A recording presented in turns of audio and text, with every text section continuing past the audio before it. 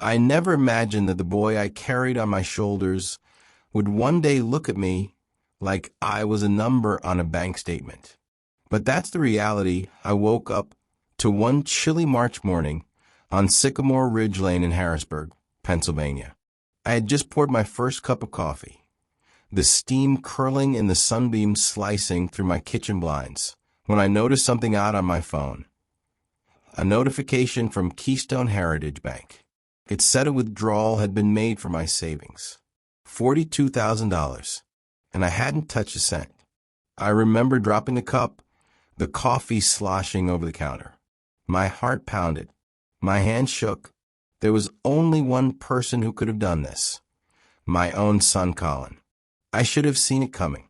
Colin had always had this hunger, a restless appetite for more than he'd earned, more than he deserved. After his divorce from Jenna, he leaned on me harder than ever. Rent, groceries, car repairs. I'd covered them all without complaint. But kindness doesn't always stay kindness. Sometimes it becomes a target. I remembered the calls, the veiled demands. The way he once said, "Dad, you got plenty. You're just letting it sit there while I'm trying to rebuild my life." At the time, I brushed it off as frustration, the voice of a struggling man. Now, hearing about the missing money, those words echoed differently. Calculated. Cold. Before I could process it, he called. Of course he did. "Hey, Dad," he said, casual, like nothing had happened. "I need you to think about your future. Maybe a care place would be safer. For your own good." I froze. His timing, his tone, it all clicked into place. This wasn't just about the money. This was about control. He wasn't just draining my account. He was planning to push me out of my home, out of my life, into a nursing facility I never wanted. I had to hold myself steady. "Colin, why are you doing this?" My voice was low, trembling with disbelief. There was a pause, then a laugh. Not the laugh of a son joking, but of a man confident he'd outsmarted the person who raised him. "I'm just making sure you're safe," he said. "And the money, well, let's say it's part of the plan." The words hit harder than any punch. My own son, plotting my future as if it were a business deal, and me nothing but an obstacle in his way. I stepped back from the counter, gripping the edge like a lifeline. I wanted to scream, to curse, to tell him he was a fool. But instead, I let the silence stretch. Because in that pause, I realized something crucial. He was testing me, watching me, seeing if I backed down. And I knew right then that if I didn't act carefully, I could lose everything. Not just money, but the house, my freedom, and the dignity I had left. I don't usually do this, but I write it here because maybe someone else out there watching this story knows the feeling. The betrayal that comes from a child who's meant to protect you, not threaten you. If you've ever felt that sting, hit like and leave a comment. I want to hear from people who understand the weight of being alone, even with someone so close by. And if you're new here, consider subscribing, because this story is far from over, and you want to see how the fight unfolds. For now, I sat back on the porch, staring at the maple trees, trying to steady my shaking hands. Colin didn't know that the account he emptied was only a decoy. The real savings, the nest egg I'd built for decades, was tucked safely away in a trust he couldn't touch. But did he know that? Could he guess the truth? I didn't answer his call. I didn't text back. Instead, I let him stew in the uncertainty. That was the first real strike in a war I hadn't signed up for.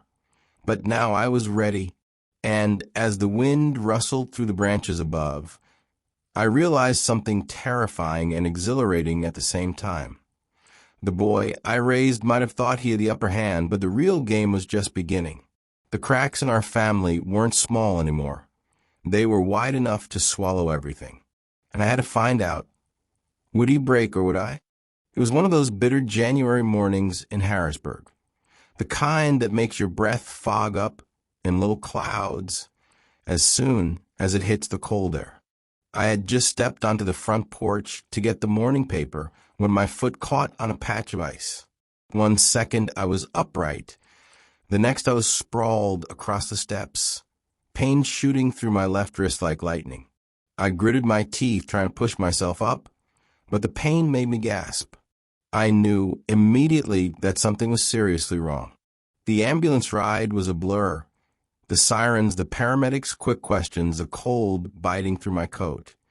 But the worst part wasn't the pain or the hospital smells. It was the sense that this fall was a beginning, not just an accident. At Holy Spirit Hospital, the doctors confirmed my wrist was fractured. I was admitted overnight for observation, mostly to ensure there were no other injuries. My mind, however, kept replaying Colin. I couldn't shake the feeling that this incident would give him the leverage he seemed to have been waiting for. Sure enough, he arrived late that afternoon, wearing a crisp blue shirt and a hesitant smile that didn't reach his eyes. He carried a small bouquet of tulips, the kind that cost more than he probably should have spent. "Dad," he said, voice overly bright. "I thought I'd come by to make sure you're okay. Hospitals can be lonely." I forced a weak smile. "I'll survive," I said, though a part of me wondered if he'd come for reasons beyond concern.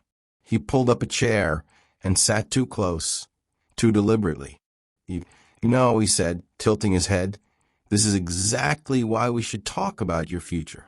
Living alone isn't safe anymore. One fall, well, things could get a lot worse." I froze.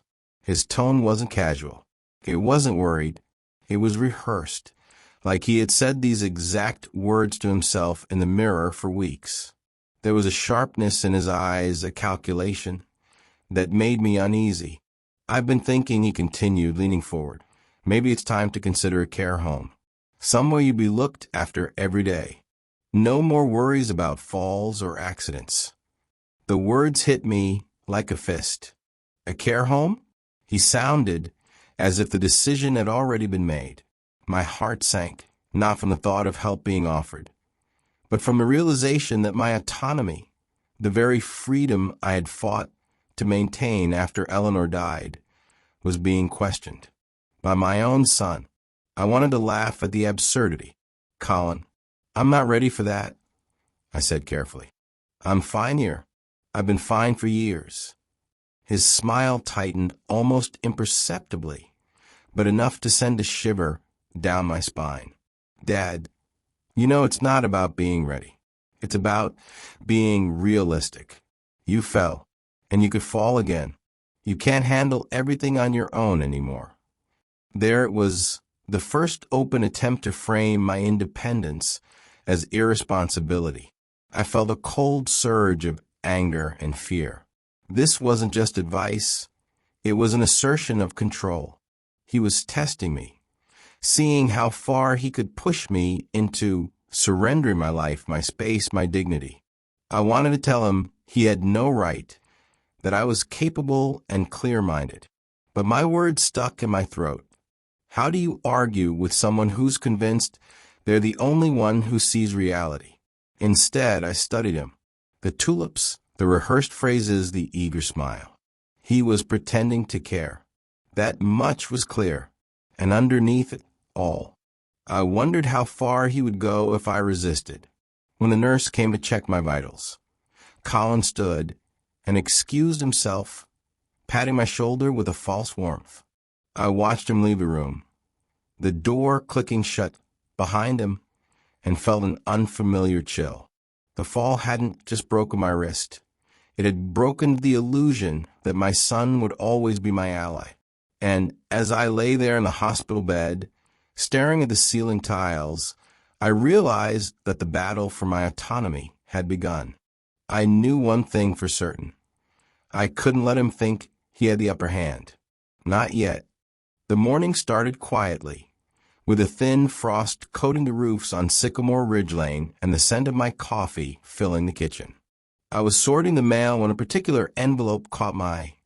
Keystone Heritage Bank. My heart skipped, though I tried to tell myself it was just routine paperwork. But when I opened it, the words on the page made the room feel suddenly colder. A withdrawal had been made from my account. $42,000. The letter listed the date, the amount, and the destination.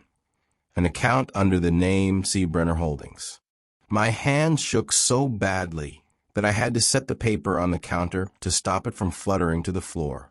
I drove to the bank immediately, my mind spinning. How could this happen? How could someone take that much? And why? With every passing stoplight on Market Street, a sinking realization grew heavier in my chest. I already had a bad feeling who it was, but part of me wanted a mistake, a clerical error, a simple misunderstanding I could fix with a phone call. I walked into Keystone Heritage, the familiar lobby suddenly feeling sterile and cold. Mrs. Halpern, the bank manager, looked up from her desk and greeted me with that calm, measured tone she always had. "Mr. Brenner, what brings you in today?" I held up the letter. "I received this.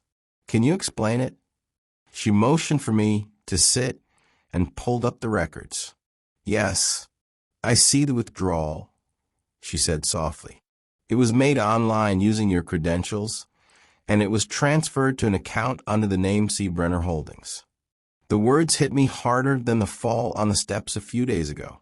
My stomach turned, and I could feel my throat tighten. "Colin?" I whispered, though no one else was around. Mrs. Halpern's eyes met mine.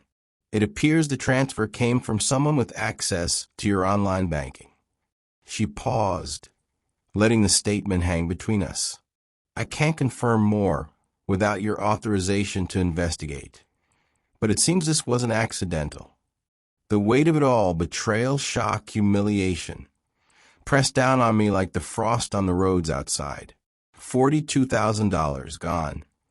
And the person responsible was a stranger. It was my own son. I drove home in silence, the winter air cold and biting through the open vents of my car. Each red light felt like a moment suspended in fear. I kept thinking about the tulips, the rehearsed phrases, the forced warmth Colin had shown at the hospital. I had wondered then why he seemed so eager, so polished in his concern. Now I knew that visit had been part of a plan. When I pulled into my driveway, my hands were still trembling. I sat in the car for a long moment, staring at the house. The maple tree in front swayed gently in the wind, leaves scattering over the snow. My home, my sanctuary, it suddenly felt vulnerable. Could he really have seen me as an obstacle all along? Could he have plotted all this, thinking that draining my account was just a step toward control in my life? I thought back to all the times I had helped him, from rent to groceries, from car repairs to advice about work. Each favor had been given with love, not because I expected repayment, but because he was my son. And now, that love had been mistaken for entitlement. He wasn't a child anymore. He was a man willing to cross lines I never imagined he would. Lines that left me questioning every interaction, every smile, every conversation I thought was ordinary. Inside, I felt both heartbreak and anger, a bitter mixture that left me restless. How much further would he go? What lengths would he take to bend my life to his will? And if he could do this once, could he do it again? My mind raced through scenarios, worst-case possibilities, each one more disturbing than the last. By the time I walked through the front door, the house felt different. The quiet that usually comforted me now felt oppressive, like it was holding its breath, waiting for the next move in a game I hadn't even agreed to play. I placed the letter on the kitchen table, staring at it as if it were a piece of evidence in a trial I hadn't yet begun. I realized then, with a clarity that made my chest ache, that my son might not see me as a father anymore. To him, I was a resource, a stepping stone, a barrier to what he wanted. And if I didn't act, I might lose more than money, I might lose the very life I had built for decades. That night, as I sat in the living room, the snow falling softly against the windows, I made a silent promise to myself. I wouldn't let him win. Not this time. Not at 74 years old, with my body aching and my wrist still sore from a hospital fall. I would find a way to protect what was mine. And somewhere deep in the back of my mind, a question lingered cold and unrelenting.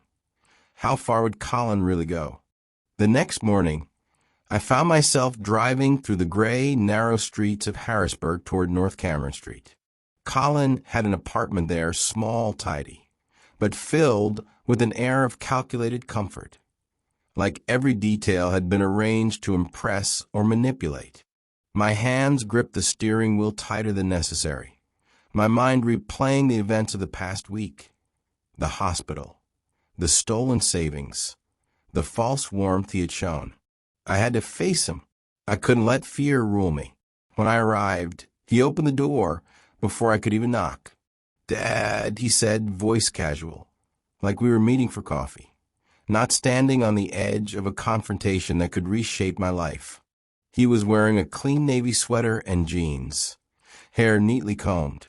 On the small coffee table behind him sat a brochure from Brookside Haven, open to pictures of rooms and activity areas. I stepped inside anyway, forcing myself to stay calm. "Colin," I said, voice measured, "we need to talk about the account." He waved his hand dismissively, leading me to the small couch. "Dad, I was expecting this conversation," he said. "I mean, look, I didn't do anything wrong. That money? Think of it as early inheritance. You've always said you wanted to help me, right? I'm just taking your generosity at face value." The words hit me like a slap. Early inheritance. I asked, trying to keep my voice steady. "You just transferred $42,000 from my account without asking?" He shrugged, leaning back, eyes cold, like the entire confrontation was a minor inconvenience. "Technically, you didn't stop me. And besides," he added, tapping the brochure on the table, "I scheduled a tour at Brookside Haven. Thought it might be good for you to see what your options are while we settle things." I felt my stomach drop. He had planned this, acted ahead, assumed the right to make decisions about my life without consulting me. His confidence was terrifying. There was no hesitation in his eyes, no doubt in his tone. He didn't see this as a moral question. He saw it as a logical step, a rightful move. He believed I was incapable of making my own choices. "Colin," I said, taking a step back, "you can't just decide things for me. That money, my savings, wasn't yours to touch. And I'm not going to Brookside Haven unless I choose to go." He smirked, leaning forward now, as if the confrontation amused him. "Come on, Dad. Let's be honest. You're 74. One bad fall, and you're dependent. This isn't about money. It's about safety." And really, who would argue with that? It was then I realized that he truly believed what he was saying. To him, control over my life wasn't just acceptable. It was justified.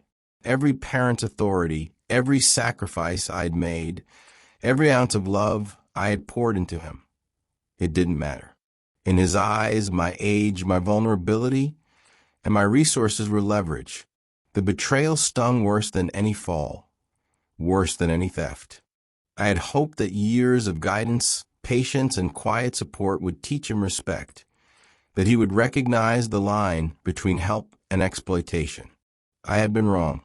I stood there for a moment, staring at him, feeling a strange mix of grief and anger. "Colin, this isn't just wrong.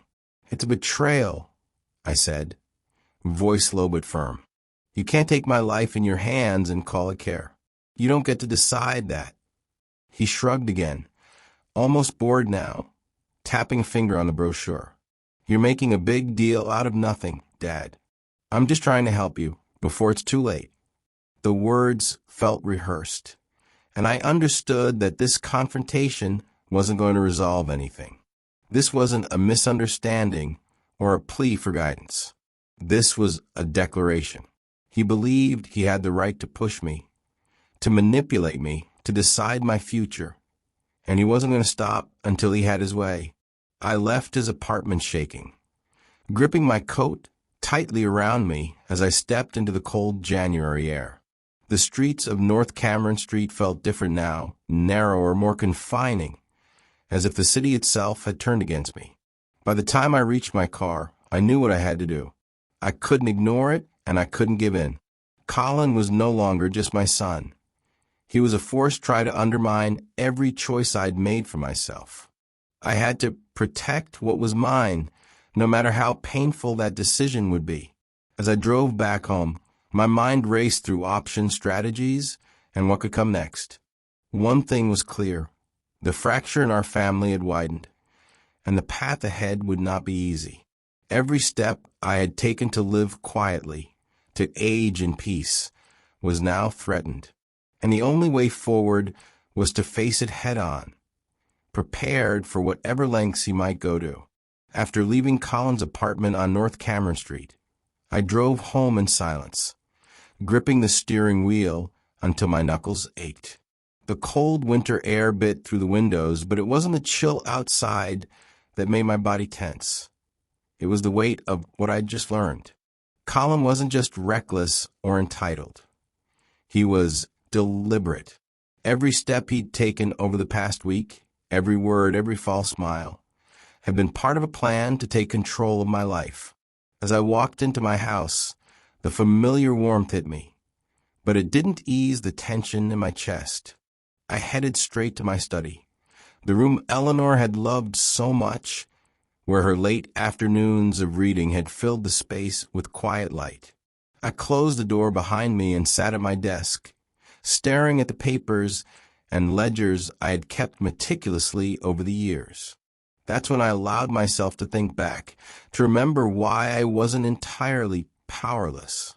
After Eleanor passed, grief had nearly overwhelmed me. The house felt hollow, the quiet unbearable. One evening, I met with Daniel Rusk, a financial advisor who had been recommended by a colleague at the construction firm. Daniel was practical, no-nonsense, and very good at reading people. "Mr. Brenner," he had said, "you need to protect your assets, but more importantly, your independence. People you trust can sometimes be the ones who take advantage when you're vulnerable. You don't want to think about it, but planning for it is wise." I hadn't wanted to believe him. Colin had been a good boy, hadn't he? I had raised him right, guided him, and loved him without hesitation. But Daniel's word stuck. He suggested creating a decoy account, one that Colin could see if he ever tried to access my finances, and securing the bulk of my savings in a trust at First Patriot Financial. That way, even if someone tried to take what wasn't theirs, the real money would be untouchable. At the time, it felt like overkill, a layer of paranoia I didn't want. But now, sitting at the desk, the memory of Daniel's advice felt like a lifeline. I picked up the phone and called Keystone Heritage Bank, requesting an immediate freeze on the decoy account. Mrs. Halpern answered almost immediately. "Mr. Brenner, I've been expecting your call," she said. There was a calmness in her voice that brought a surprising sense of comfort. "I need to freeze the account," I said, trying to keep my voice steady despite the adrenaline still coursing through me. "There's been unauthorized activity." She nodded. "We'll take care of it right away. I also recommend filing a fraud claim so the bank can investigate and trace any suspicious transactions. You're not alone in this. We'll cooperate fully with any investigation necessary." Hearing her words, I felt a mixture of relief and guilt. Relief because I finally had a plan in place, a way to protect what was mine. But guilt because that plan existed at all, because it had been necessary to protect myself from my own son. That thought lodged deep in my chest, heavier than the cold ever could. I leaned back in my chair and let my hands cover my face. Memories of Colin as a boy flashed through my mind. The scraped knees, the bedtime stories, the laughter in the yard. And now here he was, a grown man scheming and calculating, ready to take everything I'd worked for. The contrast made my chest ache in ways I hadn't expected. But Daniel's foresight meant that Colin's reach had limits. The withdrawal he had made was significant, but it wasn't the end. My real savings were untouched. I wasn't powerless, not yet. That thought was a bomb against the storm of anger and fear I felt. I spent the rest of the morning going over my accounts, double-checking the trust documents, ensuring everything was properly secured. Each signature, each notarized page was a reminder that I had built something Colin couldn't touch. And yet, the knowledge that I had to protect myself from my own son left a bitter taste in my mouth. By the time I stepped onto the porch later that afternoon, the snow had stopped falling, leaving the world around Sycamore Ridge laying quiet and still. I sipped my coffee slowly, letting the warmth seep in, trying to steady my thoughts. I realized that life had changed in ways I hadn't imagined. The innocence of parenthood, the expectation of loyalty from a child. It wasn't guaranteed. But I also realized something else. I wasn't defeated. Not yet. The trust, the decoy account, the freeze, the fraud claim. All of it was more than paperwork. It was a statement. A declaration that I wasn't going to let fear, betrayal, or greed dictate my remaining years. And somewhere in that stillness, I felt the first spark of a plan forming, not just to protect what was mine, but to ensure that Colin understood that there were boundaries he could not cross, consequences he could not ignore. The house felt quieter than ever, but not empty. I was alone, yes, but not powerless. And as I looked out at the maples swaying gently in the winter breeze, I made a quiet promise. I would not let him take everything from me. Not my money, not my home, not my dignity. This was far from over. For 3 days, I didn't answer the phone. I didn't respond to messages. Colin's name flashed across my screen, but I let it go to voicemail. Each ring I ignored felt like a small act of reclaiming my life, a tiny assertion that I wouldn't be manipulated, no matter how much he demanded. The mornings were quiet, almost peaceful. I brewed my coffee slowly, savoring the warmth, and wandered into the garden to tend Eleanor's roses. The frost still lingered on the petals, fragile but stubborn, much like me. I pruned the branches, watered the roots, and let the familiar routine remind me that some parts of life remained under my control. Afternoons passed in the same quiet rhythm. I walked the block to the corner store for groceries, exchanged a few friendly words with neighbors who didn't know, or perhaps didn't want to know, the tension simmering behind the walls of my home. At night, I sat by the window with a cup of tea, staring at the lights of Harrisburg in the distance, thinking about the son I had raised, the laughter, the scraped knees, the stories read before bed. They felt distant now, overshadowed by the schemes I had begun to uncover. Then on the 4th day, it all came crashing back. I was in the kitchen, washing dishes, and trying to lose myself in the mundane, when the front door banged open. Colin stood there, storming in with the force of a man who believed the world owed him obedience. "Dad," he shouted, voice sharp, almost unrecognizable. "I've been calling. The deposit for Brookside Haven is due. You need to sign the paperwork. You promised." I didn't flinch. I had prepared for this moment in my mind countless times. But now, facing him, I realized how carefully I had to hold myself. My hands, still tender from the wrist fracture, gripped the edge of the counter. "Colin," I said slowly, deliberately, "sit down. We need to have a serious conversation." He hesitated, surprised by my calm. The confidence in his stride faltered just enough for me to see the edge of uncertainty. "I froze the account," I said plainly. "The one you accessed without permission. Keystone Heritage is investigating the transfer. The money you try to take isn't going anywhere, and the real savings, what I've worked for decades to secure, remains untouched." His eyes widened, but only for a moment. Then the anger returned, hotter, more impatient. "You what?" he barked. "Dad, this isn't a game. You can't do this. You owe me." I cut him off. "I owe you nothing, Colin. You have no right to make decisions for me, and I will not let you manipulate my life, my money, or my independence." He froze, then stormed out, slamming the door so hard that the walls shook. I heard him muttering, threats or complaints, I couldn't tell which. But even in his absence, the weight of his fury lingered.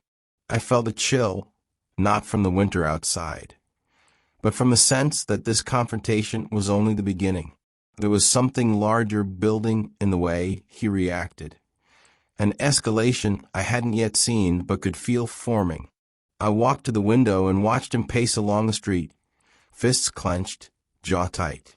That familiar boy I had once guided and protected had transformed into someone I hardly recognized.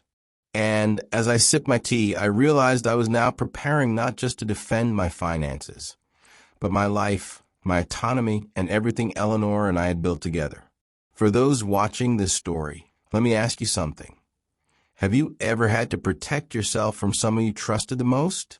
Sometimes the people we love can surprise us in the worst ways.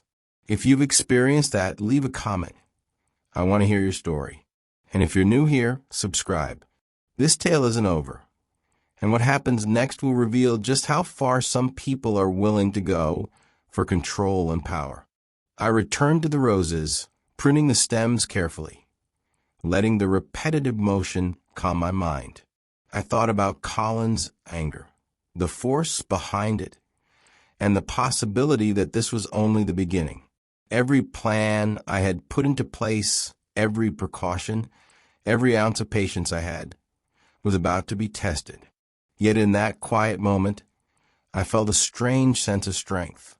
The silence, the restraint, the refusal to give him the reaction he wanted, all of it was protection. Not just of my money, but of my dignity, my independence, and the life I had earned. And somewhere in the tension, I knew that the next confrontation would require more than calm words.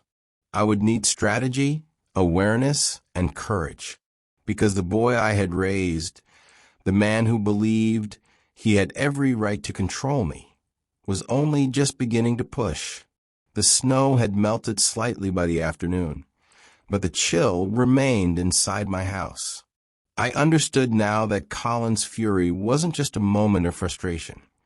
It was a force gathering strength, and I had to be ready. The battle for my life and my legacy was far from over, and the quiet I had cultivated was only temporary. The call came early on a Tuesday morning, just as I was settling into my recliner with the newspaper. The winters in Harrisburg always seemed to linger longer than they should, stretching cold mornings into something heavier. I almost let the phone keep ringing after the way things had been with Colin. Every unexpected number felt like trouble, but something nudged me to answer. "Mr. Brenner?" The voice was soft, careful. "This is Jenna." For a moment, I didn't place her. It had been months since I'd last heard her name, and when she split from Colin, she kept her distance from all of us. She was good-hearted, that much I always believed, but I never expected to hear from her again. "Yes, Jenna," I finally said. "Everything all right?" There was a pause, long enough for me to hear her draw in a breath. "I'm not sure how to say this, but I think you need to know what Colin's planning." My stomach tightened. "Go ahead." "I ran into him last week," she said carefully. "He showed up at my parents' house in Camp Hill. He hasn't spoken to them in months, but he came asking for money." I closed my eyes. That alone didn't surprise me. Colin always thought someone owed him something. What reason did he give them this time? Jenna hesitated again. He told them you've been declining fast, that you're confused, forgetting things, wandering outside at odd hours. My grip tightened around the phone. It felt like someone had driven a nail straight through my chest. Declining? Confused? Wandering? None of that was true. He used that to ask for money? I asked quietly. Yes. Jenna's voice carried embarrassment, maybe even shame for ever having loved someone capable of saying such things.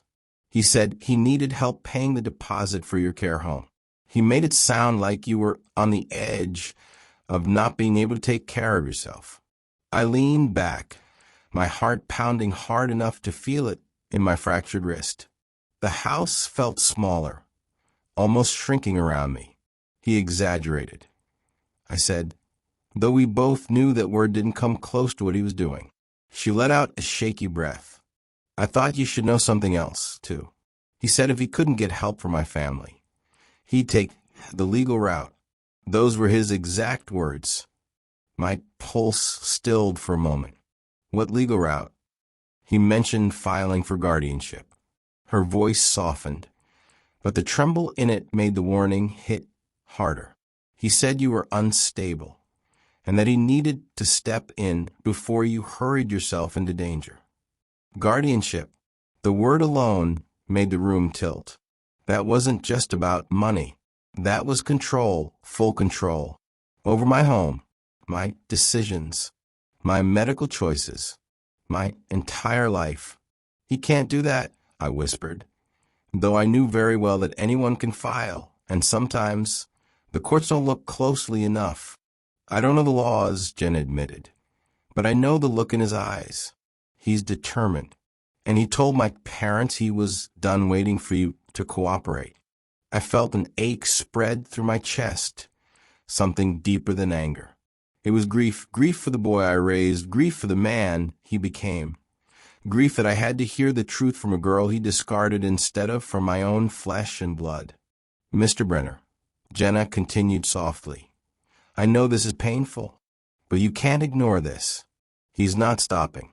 If he files that petition, he could cause you months of legal trouble, maybe worse. I swallowed hard, staring at the framed picture of Eleanor on the wall. She always believed people revealed who they were during moments of desperation. I just never expected the revelation to come from my own son. Thank you for calling, I said finally. He didn't have to. No, she replied, but I cared about him once, and I still care about doing what's right. Please protect yourself. Promise me you will. Her voice cracked on that last sentence. She meant it. She wasn't calling out of drama. She was calling out of concern, a rare thing these days. I'll handle it, I told her, even though my mind was already spinning with questions. And Jenna, be careful. He's not the same kid I raised. I know, she whispered. That's why I called. When the call ended, I sat in silence, the phone still in my hand. I stared at the fireplace, at the stack of letters on the end table, at the empty spot on the sofa where Eleanor used to rest her knitting basket. He wasn't done. He wasn't even close. I felt myself steady, the way a man steadies himself before storm. I tried silence. I tried patience. I tried hoping he'd see reason. But if he truly intended to strip me of my independence by force, then I needed more than hope. I needed protection, real protection, legal protection, the kind that couldn't be twisted or taken. To everyone watching this unfold, let me pause and ask something important.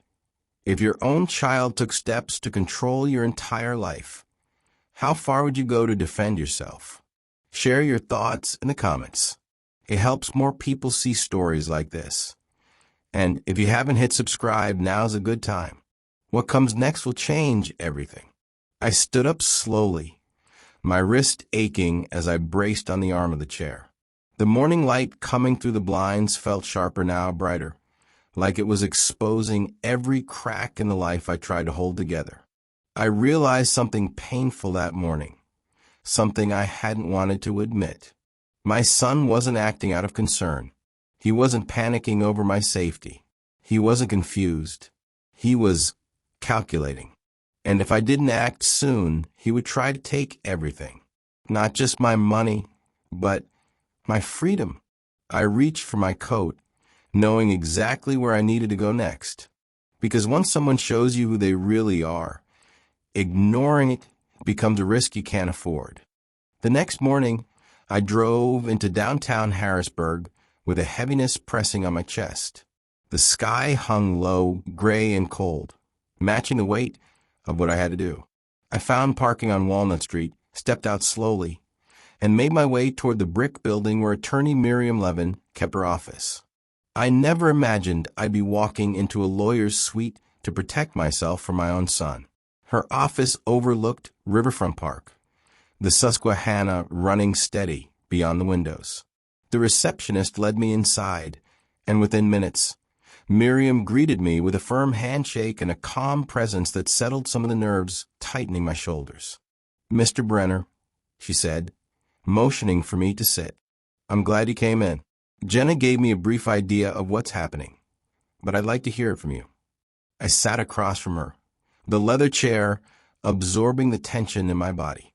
I told her everything: my fall, the bank withdrawal, Colin's push for the nursing home, the confrontation, and finally Jenna's warning. She didn't interrupt once. She only listened, occasionally nodding, her expression a mixture of concern and focus. When I finished, she folded her hands on the desk. "I'm going to be very direct with you," she said. "Guardianship can be a wonderful tool when someone truly can't care for themselves. But when someone abuses the process, it can strip a person of their freedom overnight." Hearing that made my stomach twist. She continued, "Anyone can file a petition, even a family member with questionable motives.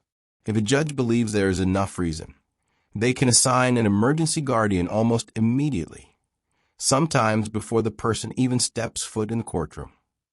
I exhaled slowly. "So he really could do it?" "Yes," she said gently, "but that doesn't mean he'll succeed. Not if we build your case properly." She reached for a notepad and began outlining steps with quick, precise handwriting. "Here's what we're going to do. First, I want you to get a full cognitive evaluation.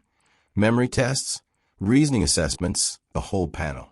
Not because I doubt you," she added firmly, "but because judges trust objective results." I nodded, absorbing every word. "Second," she continued, "I want statements from your primary doctor showing you're fully capable of managing your daily life. Third, document your routines. Groceries, banking, home maintenance. Anything that shows independence." She flipped the page.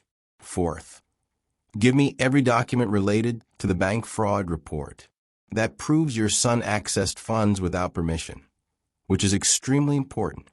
I swallowed hard.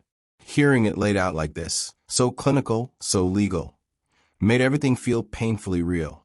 "And last," she said, lowering her voice, "you need to prepare emotionally. These cases can get personal. He may say things about you that are hurtful. He may exaggerate or fabricate. You need to be steady and clear." My throat tightened. "I can handle tests, paperwork, whatever you need. But hearing my son paint me as incompetent." I paused, unable to finish the sentence. Miriam leaned forward, her tone softening. "I know this isn't easy. No parent expects to defend their sanity in court because of their own child. But you're doing the right thing. You're protecting your freedom. And you'd be surprised how many families come through these doors for similar reasons." I stared down at my hands, older, wrinkled, but steady. I had lived alone since Eleanor passed. I paid my bills, cooked my meals, tended my garden, drove myself to appointments. Yet, because Colin saw me as a stepping stone to money, I now needed legal proof to remain in control of my own life. "This isn't what getting older is supposed to look like," I whispered. "No," she said gently, "but it's where you are, and you're not facing alone." For a moment, the reassurance helped. But then her tone shifted. One more thing, she added. If Colin is as impatient as you say, he may file sooner rather than later. You need to be ready the moment paperwork hits your door. Do not ignore anything from the courthouse. Call me immediately. I nodded. I will. Before leaving, she handed me a folder full of instructions and checklists. As I walked out of her office, the cold air hit me harder than I expected. Not because of the temperature, but because I finally understood the battle ahead. I wasn't just protecting my savings. I was protecting my autonomy, my name, my dignity, the life I had built with my wife. For those listening to my story right now, let me ask you, if someone you raised tried to take control of your life, what would you do? Share your thoughts below. Your stories matter more than you know. And if you're here for the first time, subscribe so you don't miss what happens next. Things are about to escalate in ways I never saw coming. As I reached my car, I paused with my hand on the door. Instead of fear, something else stirred in me, a quiet resolve. I wasn't ready to surrender my life to anyone, especially not the very person trying to tighten the noose. The road ahead would be long, maybe painful, but I wasn't facing it blind. I had a plan, I had support, and most importantly, I finally understood what I was truly fighting for. The envelope looked harmless at first. Thin, cream-colored, no return address, just my name printed in bold letters across the front. I found it tucked between my electric bill and a grocery store flyer, sitting in my mailbox on Sycamore Ridge Lane like it had every right to be there. But the moment I held it, something inside me shifted. A weight, a cold certainty. My fingers trembled slightly as I tore the seal open. Inside was a notice from the Dauphin County Courthouse, a petition for emergency guardianship, filed by Colin Brenner, my son. For a few seconds, my brain refused to process what my eyes were seeing. I stood frozen on the walkway, the winter air biting at my face. The wind rustled the papers, and I nearly lost them to the yard. I clutched them tighter. Emergency guardianship, the fast-track method, the legal shortcut meant for people who couldn't feed themselves or remember their own names. A heat surged through me, fear first sharp and deep, then anger, rising like a flame licking up dry wood, and finally something else, something steady and strangely calm. Clarity. He had done it. He had actually done it. I walked inside, closed the door behind me, and sat at the kitchen table. Eleanor's old ceramic bowl full of apples sat in the center, as if watching this unfold with me. I laid the papers out flat and read every line. My name appeared dozens of times, each one tied to a statement intended to paint me as helpless. Subject appears confused, increasingly forgetful, unsafe to live alone, refuses necessary care. None of it was true, not one word. But on paper, written in official language, it suddenly felt like the world might believe it before they'd ever believe me. I called Miriam immediately, my voice steadier than I expected. She told me to bring the papers to her office at once. When I arrived, she ushered me in quickly, scanning the petition with speed and focus. He moved fast, she said under her breath. Faster than I expected. He's trying to get control before we can fight back, I replied. She nodded. Emergency petitions can be dangerous because they're meant for real crises. If the judge thinks you're even slightly at risk, they can issue a temporary guardian almost instantly. The room suddenly felt too small. So what do we do? I asked. We file our objection today, she said firmly. Not tomorrow, today. She reached for her keyboard. Your cognitive exam results will help. The doctor's statement will help. And the bank fraud report. She lifted the pages and tapped them with her finger. This may be our strongest point. It demonstrates motive. As she typed, I glanced at the petition again. My name, his name, father and son printed side by side, like adversaries in a court docket. This wasn't a misunderstanding. This wasn't worry. This was a grab for control, legal, financial, personal. And as much as it hurt to admit it, I could see his strategy now. Jenna's warning hadn't been exaggeration. Colin had been preparing this move long before I caught on. Miriam finished the objection filing and printed copy for me. "The hearing is set for next Friday," she said. "We have days, not weeks, to prepare." I nodded, a tightness building in my chest. "What should I expect?" "He may bring witnesses," she said. "Friends, former coworkers, anyone willing to say you aren't managing well." "Lies," I muttered. "Possibly," she agreed. "But the court won't know that unless we prove it." I thought about the letter Colin had sent me weeks earlier. The one pretending to be thoughtful, concerned, apologetic. I had tucked it into my drawer back then, not realizing it was part of a strategy. When I got home that evening, I pulled it out and read it again. His tone was sweet, too sweet. A son reaching out to check on his aging father. Hints about wanting to lighten the load. Concern about me staying safe through the winter. But reading it now, with the petition in hand, all I could see were the layers beneath the friendliness. Testing the waters, softening me up, laying groundwork for the story he planned to tell. He had been preparing to take my freedom long before the bank theft, long before the confrontation, long before our last argument. He didn't see me as a parent anymore. He saw me as an obstacle. I sat on the edge of my bed, the letter between my fingers, the house silent except for the tick of the hallway clock. Every sound felt louder now, every shadow heavier. This court date wasn't about money. It wasn't about safety. It wasn't about the fall on my steps or the wrist fracture. It was about control, total control. For a moment, I closed my eyes and steadied myself.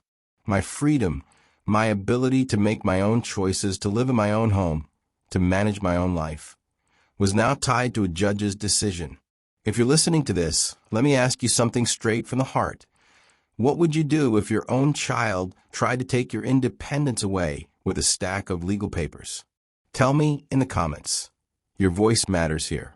And if you're new to the channel, make sure you hit subscribe. What's coming next, no parent should ever have to face. I set the petition on the table beside me. Next Friday felt both close and impossibly far. My hands are steady, but my heart was not.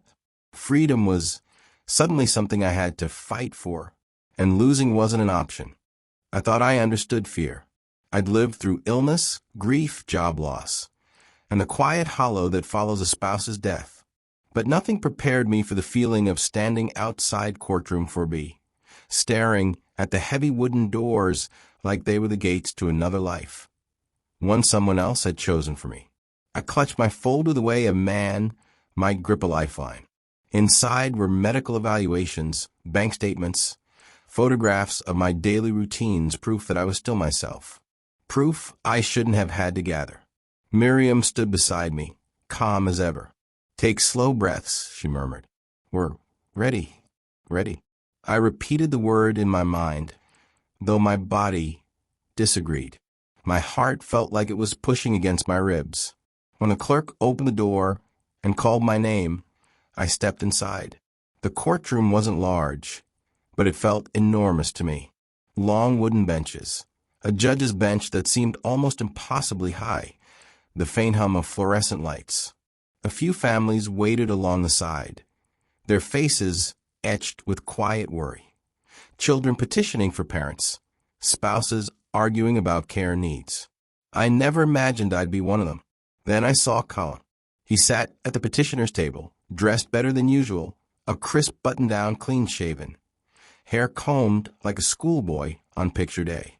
For a moment, a flicker of the sun I once knew surfaced, and something in me twisted painfully. But when he looked up at me, there was no warmth, just calculation. The judge entered, a woman in her 60s with the kind of presence that made the air shift. Everyone rose. My legs trembled as I sat. The clerk read the case title aloud. Petition for Emergency Guardianship. In re Walter Arthur Brenner. My name sounded foreign, like the name of a man who needed rescuing. I swallowed hard. Colin spoke first. Your Honor, my father has shown increasing signs of confusion and instability, he began. He recently fell, broke his wrist, and has made several unsafe decisions. He refuses reasonable care. I'm simply trying to protect him from himself. He said it smoothly, too smoothly. He sounded rehearsed, like he'd practiced these lines in the mirror. He continued, painting a picture of me as a fragile old man wandering through life unaware of my own limits. The fall was just one example, he added. He forgets things. He's become paranoid. He's isolating himself. I sat there listening to my own life being twisted into a script I didn't recognize. A flush crept across my cheeks, not from shame, but from a shock of being spoken about like I wasn't even present. When it was our turn, Miriam rose with the calm confidence of someone who knew where every crack in the opposing argument lay. Your Honor, she said, Mr. Brenner is not only competent. He is being targeted. She laid out the facts one by one. The unauthorized withdrawal, the investigation by the bank, the decoy account I had created under professional advice, the trust holding my actual savings, the medical evaluations confirming I was fully capable of managing my life. Then she slid a document across the table toward the judge. This is the transfer receipt showing funds moved into an account belonging to Mr. Colin Brenner. Colin's jaw tightened. The judge lifted the page, reading silently.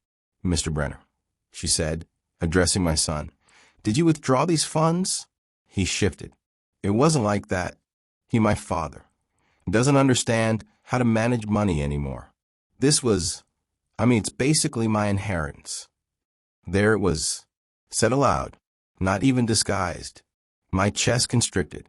The judge set the document down. Inheritance is not established until a person passes away, she said sharply. Your father is very much alive. I saw Colin swallow, his smooth confidence beginning to fray. Then she turned to me. Mr. Brenner, would you like to speak? For a moment, the courtroom faded. I felt the weight of every year I'd lived, every moment I tried to be a good father, every memory that now felt stained by this fight. I stood slowly. I'm not confused, I said, my voice steady. I'm getting older. Yes. But I cook my meals, pay my bills, take care of my home. I know what's happening in my life. I paused, meeting the judge's eyes. What I didn't expect was to defend my independence from the person I raised. My throat tightened, but I kept going. I've helped my son whenever I could, after his divorce, after the job losses. Every time he said he needed me. I looked at Colin, but I didn't expect him to take from me without asking, and I didn't expect him to call that care. Murmurs drifted through the benches. Colin's face darkened. Dad, this isn't. The judge lifted her hand. He'll speak when addressed. He sank back into his seat, jaw clenched. Miriam presented the rest, photos of my home, my medication logs, my rehabilitation notes after the wrist fracture, my neighbor's statement verifying my independence. Piece by piece, the narrative Colin built began to crumble. The judge leaned back, exhaling slowly as she reviewed her notes. The silence stretched, thick and heavy. Finally, she spoke. Having reviewed the petition, the evidence presented, and the testimony heard today, the court finds no basis for emergency or permanent guardianship. My breath escaped in a rush I didn't realize I'd been holding. The petition, she continued, is denied. She turned to Colin. Mr. Brenner, this court strongly cautions you against using legal mechanisms to pursue financial interests. Further attempts of this nature may result in legal consequences. The color drained from his face. Just like that, the world shifted back into place, but not the same place it had been before. Victory didn't feel triumphant. It felt heavy, necessary, and deeply, deeply sad. As the judge left the bench, I lowered myself back into my seat, letting the reality wash over me. I had won, but I had also lost something I didn't know how to get back. And standing there in the quiet aftermath, I realized this fight wasn't just about a courtroom. It was about choosing my future on my own terms. If you're still here, thank you for listening to this chapter of my story. Before we turn the page, make sure you follow and subscribe so you don't miss what happens next. There's more truth coming, and it only gets harder from here. I got home from the courthouse with a kind of exhaustion that lives in the bones.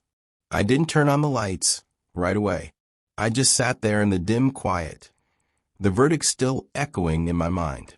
The house felt different, lighter in some ways, heavier in others. I had protected my freedom, but the cost, I wasn't sure yet how high it truly was. It was nearly dusk when I heard footsteps on the front porch, slow at first, then quick and uneven. I didn't need to look through the window to know who it was. A heavy knock shook the door. I took a breath, steadied myself, and opened it. There stood my son.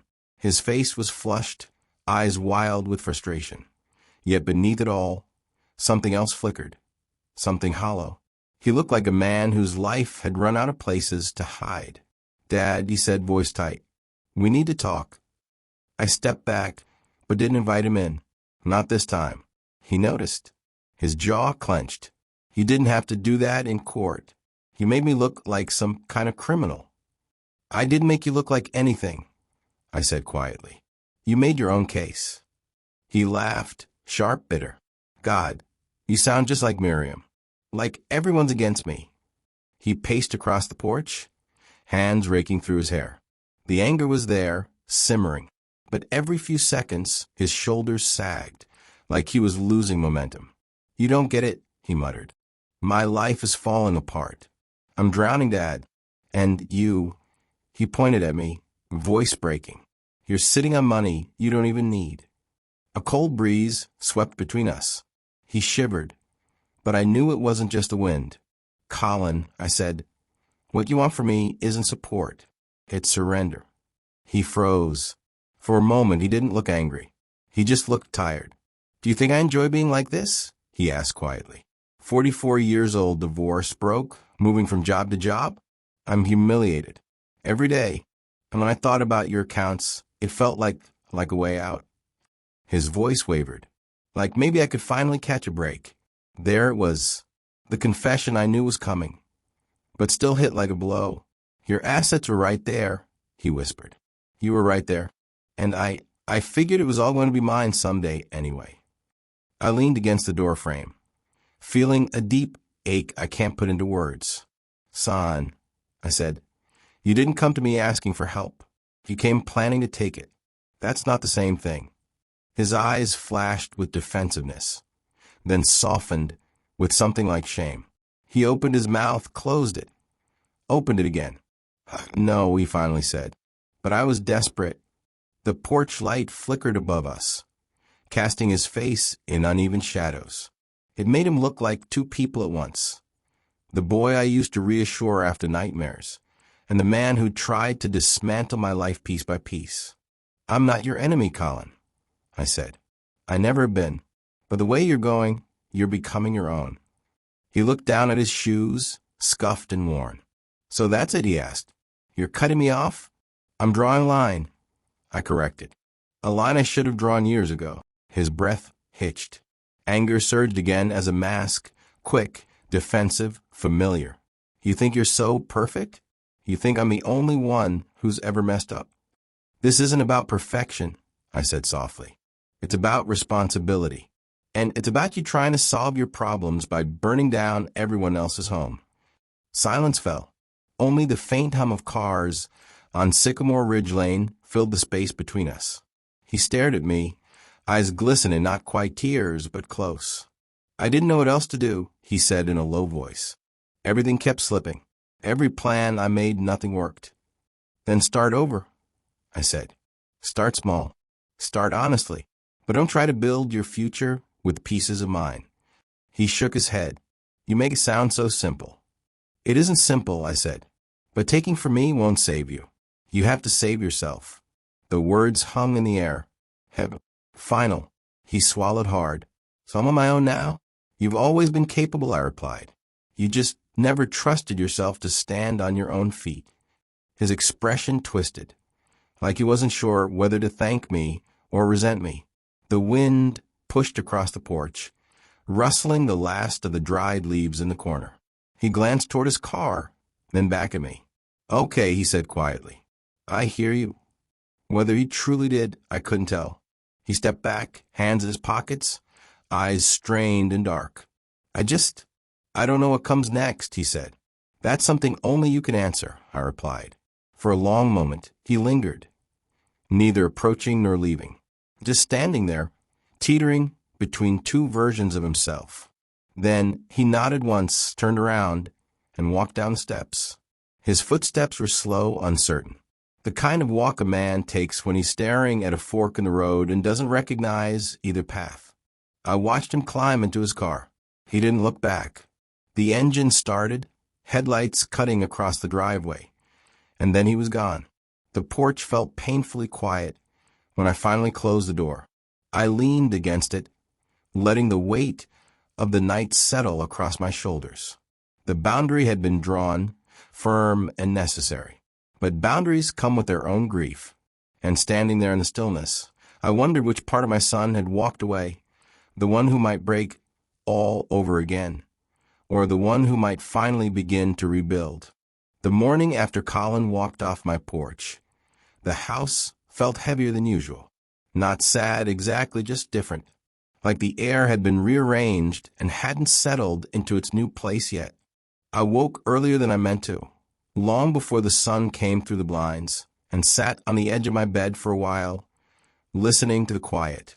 For the first time in weeks, there were no messages from him, no missed calls, no pressure building behind every vibration of my phone. Just silence, the kind that's both comforting and painful at the same time. I made coffee the way I always do, strong enough to wake the dead, but not quite as strong as the pots I used to brew when my wife was still here. She'd tease me, saying the coffee smelled like it could melt paint off the walls. Standing in the kitchen that morning, I caught myself smiling at the memory. It felt good, honest, a reminder I needed. After breakfast, I stepped outside into the cool air. The sky over Sycamore Ridge Lane had that soft blue tint that comes before the day decides what it wants to be. I walked down to the yard and checked the rose bush again, the one my wife planted the year Colin graduated high school. It was still pushing out new growth, stubborn and determined, just like she was.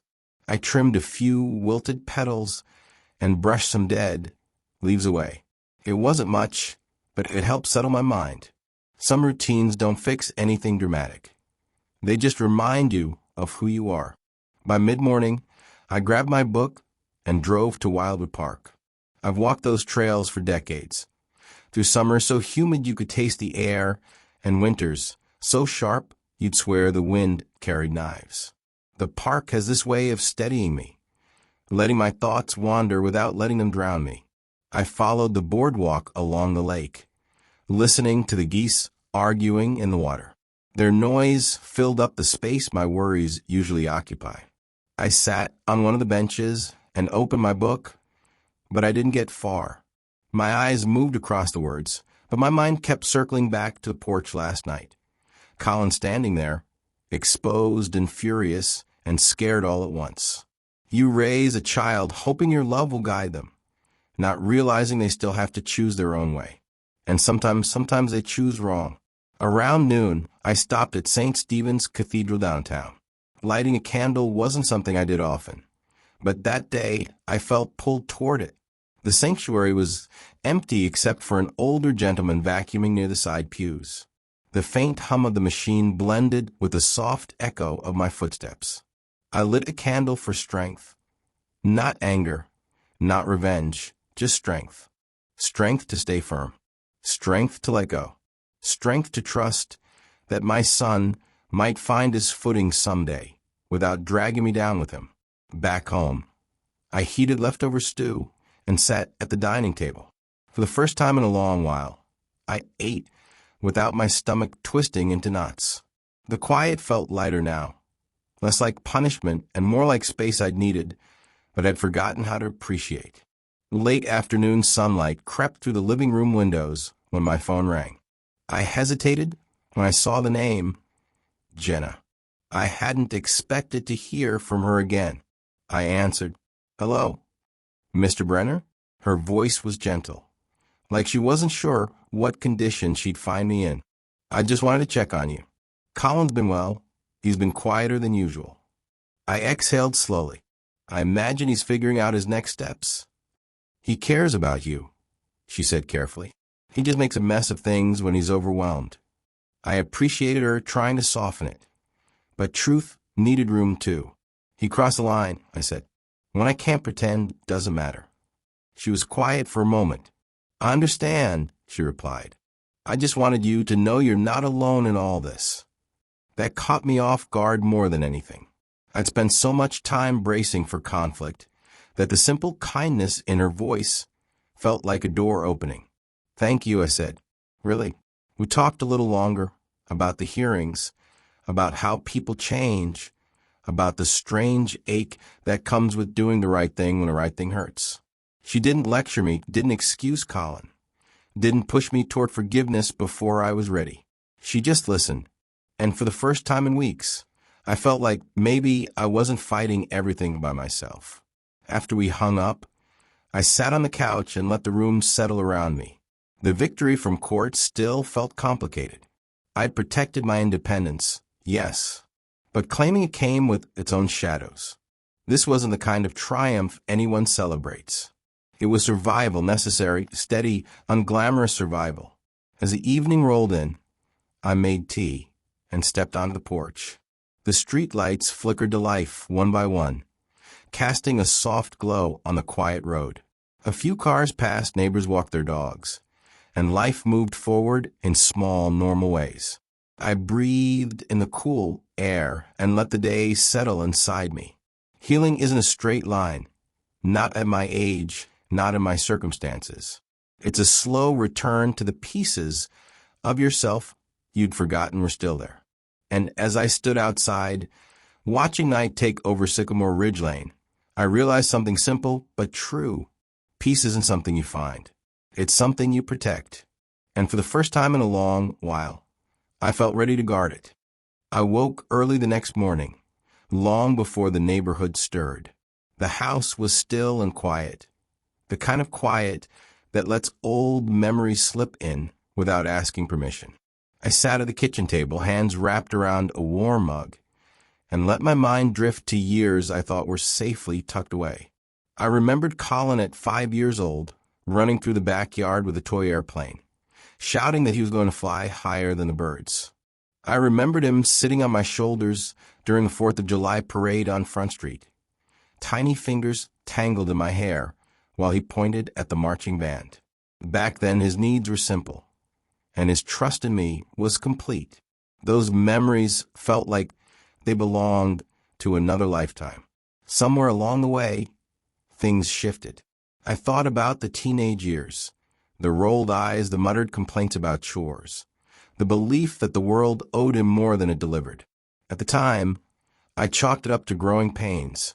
Kids test boundaries, kids push. But looking back now, there were signs of something deeper, a stubborn sense that responsibility belonged to everyone except him. After my wife passed, that distance widened.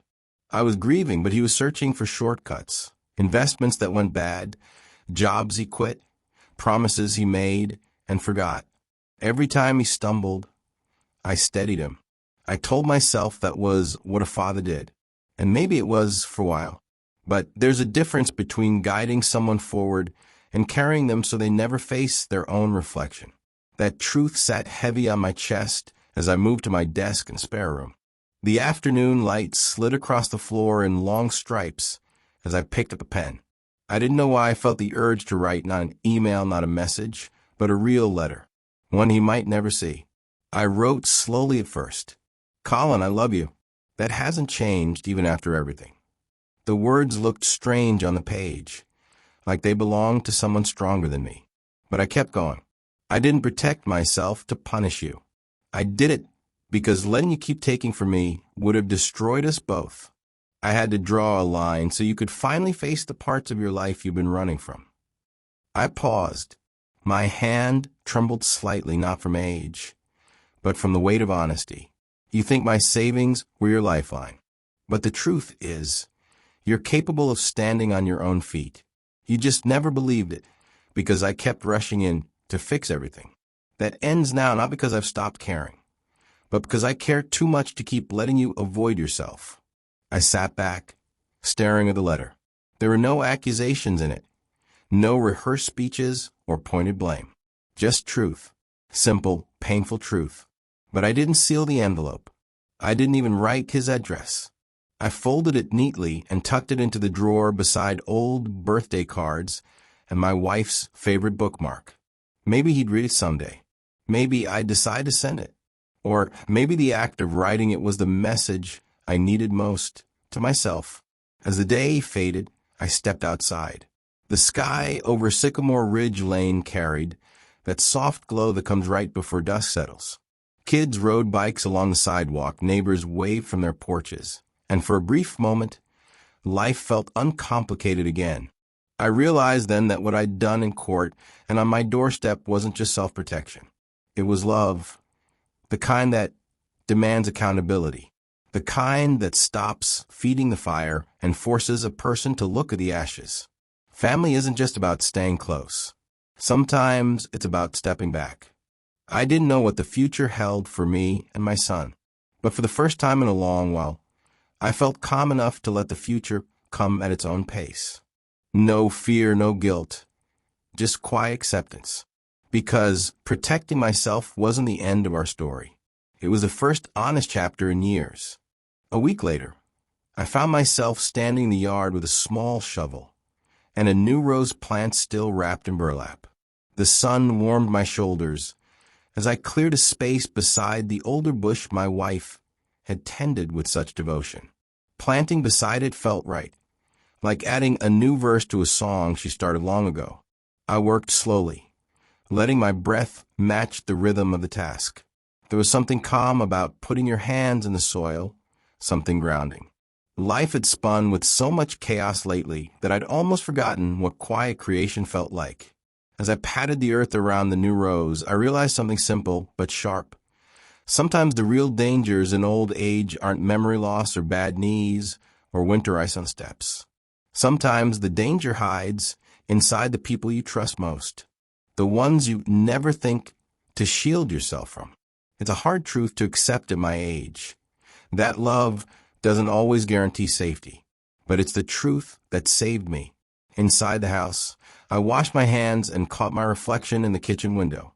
I looked older than I felt a month ago, tired, worn. But beneath that, there was something steadier, a kind of quiet strength I didn't know I still carried. I made tea and stepped onto the porch, lowering myself into the rocking chair. The street was peaceful, only a few cars passing every now and then. Birds hopped along the power lines. A dog barked somewhere up the block. The world went on, with or without the storms inside our homes. I thought again about Colin, not with anger, not with fear, just with a sense of distance that felt honest. Our chapter for now was on pause, and even though it hurt, it was necessary. He needed space to rebuild his own life, and I needed space to guard mine. The house felt safer now, not because I'd locked anything down, but because I'd reclaimed something I'd forgotten how to hold. My right to peace. My right to decide how I spend my days, who gets access to my world, and what boundaries keep me whole. In the evening, I walked to the mailbox and back, taking my time. My joints complained a little, but even that felt like a reminder that I was still here, still moving, still choosing my own pace.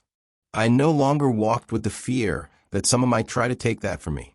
Later, as the sky turned a soft orange, I sat on the porch again and watched the shadows stretch across the yard. The new rose stood small beside the older one, but it would grow. In time, it might even bloom as beautifully as the original. That thought made me breathe easier. Life wasn't over for me just because one chapter had taken a painful turn. There were still scenes left to live, quiet mornings, growing flowers, church hymns, good books, neighbors waving as they passed. Strength, I realized, has nothing to do with muscle at this age. It's not about lifting or running or pretending the years don't weigh anything. Strength is choosing to protect the years you have left, even when the threat comes from someone you love, even when the choice leaves an ache behind. As the porch lights flickered on, I settled deeper into the chair and let the peaceful evening wrap around me. My story wasn't done, not by a long shot, but this new chapter would be written on my terms. Calmer, wiser, and finally, safe. If you stayed with me to the end, thank you. Make sure you're subscribed to the Old Man Tales so you never miss the next story. Your support keeps these stories alive.